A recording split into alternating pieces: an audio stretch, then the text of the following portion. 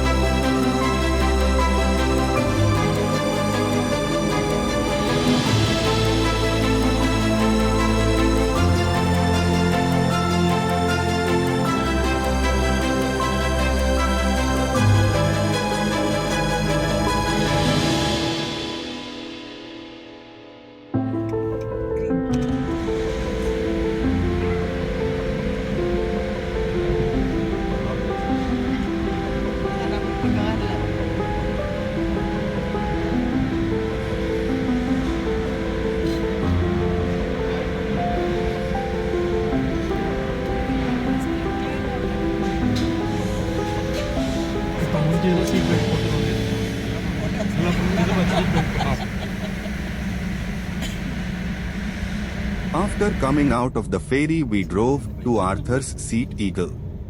The distance between Sorrento and Arthur's Seat is about 23 kilometers by road, and the drive usually takes around 25 to 30 minutes depending on traffic.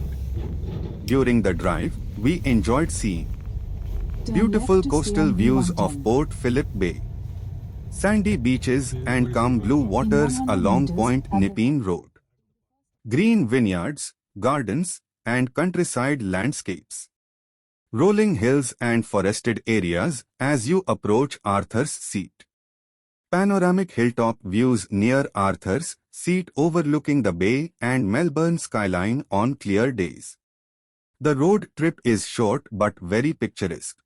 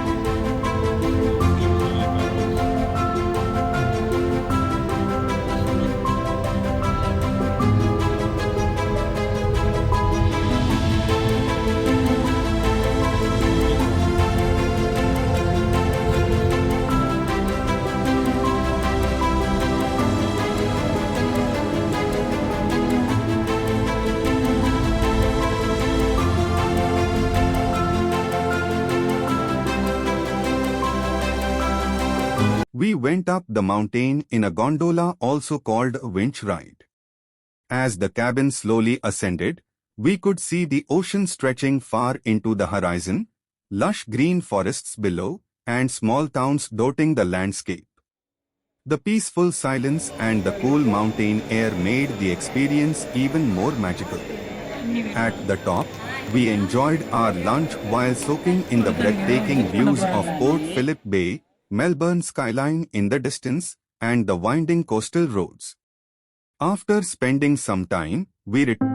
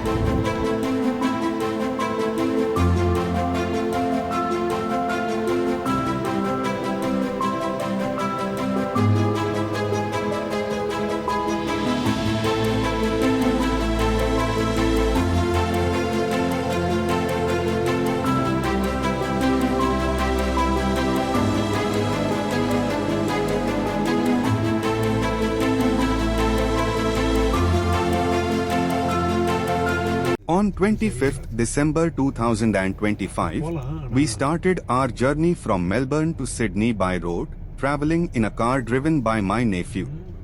The driving distance between Melbourne and Sydney is approximately 878 kilometers, 546 miles, and the journey usually takes around 8 hours and 51 minutes. As it was a long drive, we decided to take a break at Canberra, where we stayed overnight in a motel before continuing our journey. The drive from Melbourne to Canberra covers approximately 660 to 665 km and takes around 7 hours via the Hume Highway, with options for scenic detours and multi-day road trips. Distance and driving time. The most direct route from Melbourne to Canberra is via the Hume Highway, M31, covering about 660 to 665 km, 410 miles, and taking roughly 7 hours without stops.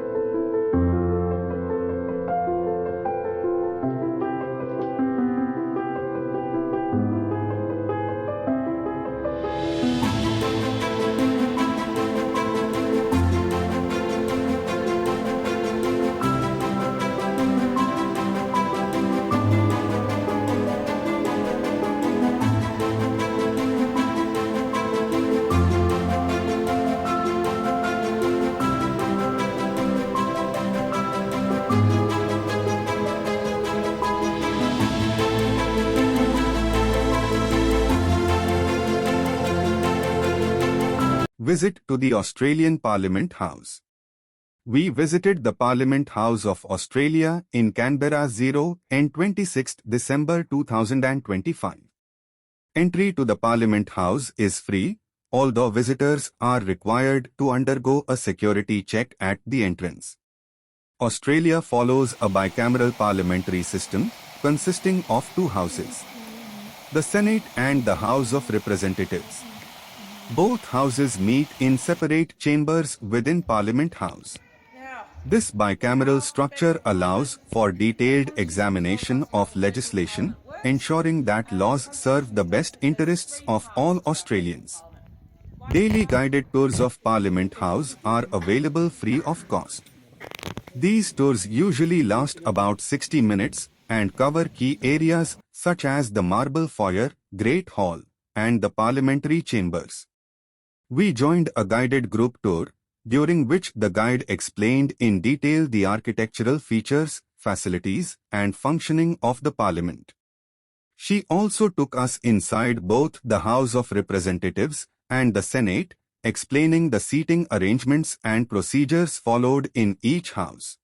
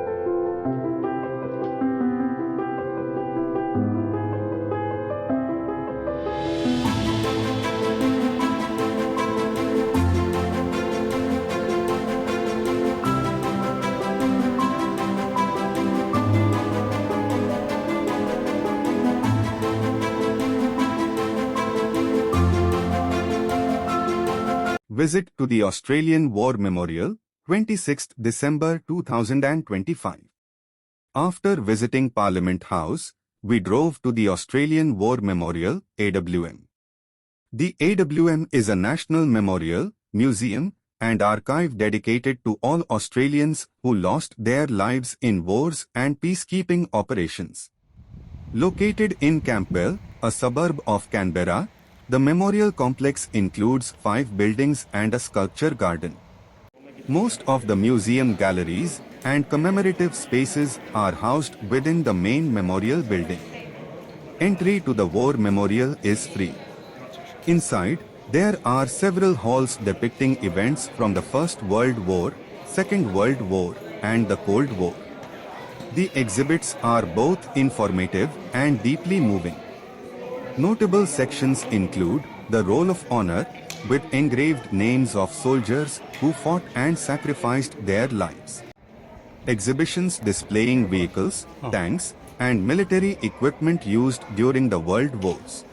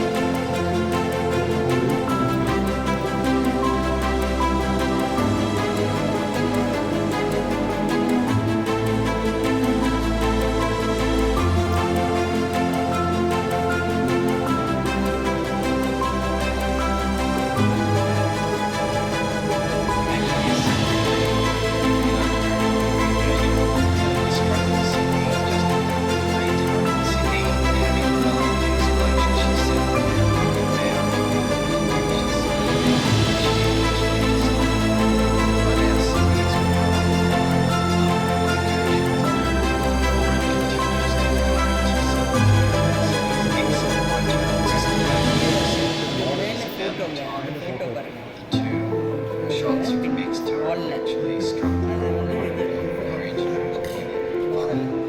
which caused the father.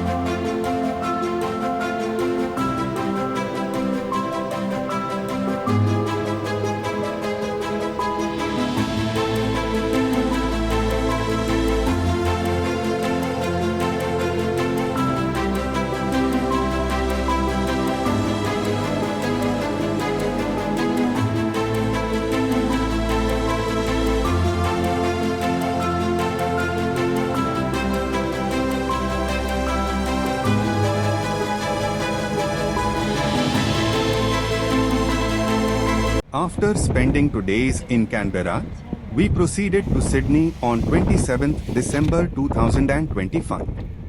The drive from Canberra to Sydney was very scenic, with abundant greenery along the way. The mountain roads had several hairpin bends, which reminded me of the drives through Kodaikanal and Tirupati Hill roads in India. On the way to Sydney, we stopped at the famous Kiama Blowhole, located in the coastal town of Kiama, New South Wales. The name Kiama is believed to mean where the sea makes a noise. The Kiama Blowhole is one of the town's major tourist attractions. Under favorable sea conditions, the blowhole can up to 50 liters of water, reaching heights of 25 meters, 82 feet, often drenching nearby spectators. There is also a smaller blowhole nearby, popularly known as the Little Blowhole. Although smaller, it is more reliable and can be equally spectacular due to its narrow shape. A beautiful lighthouse is located close to the Blowhole, adding to the scenic charm of the area.